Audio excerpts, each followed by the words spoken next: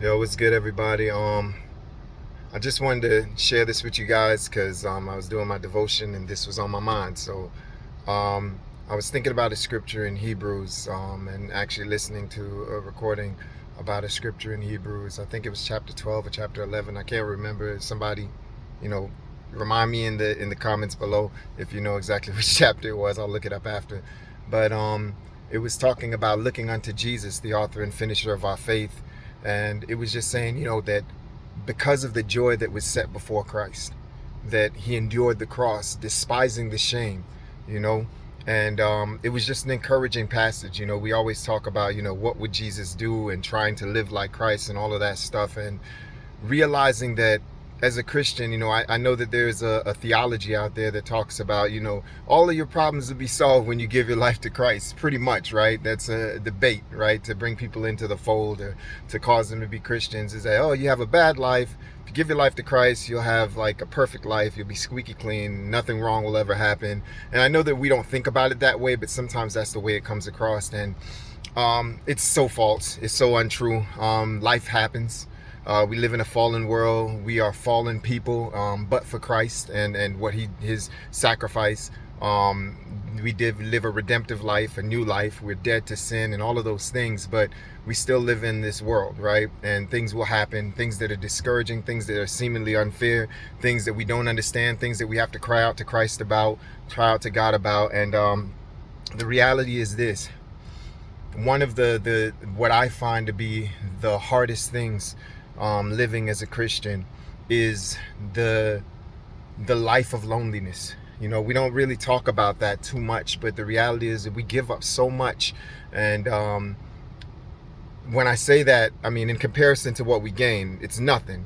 But as humans, we feel the weight of that, right? You know what I mean? I mean, there are things that we could potentially be very accepted in, that the world would accept us so much, things that we may even want to do in our flesh to make us feel a little bit more accepted by others, by friends, by people that may not understand this walk.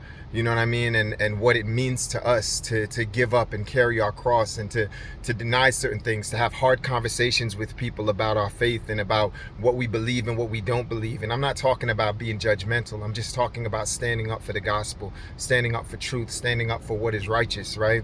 And there's so many things that cause this walk to be seemingly hard sometimes. But I will say this: just like Jesus saw a joy set before him, and basically despising the shame of what it would have been to. I'm sorry, guys. I'm going through a drive-through car wash right now, and I'm like going through a lot.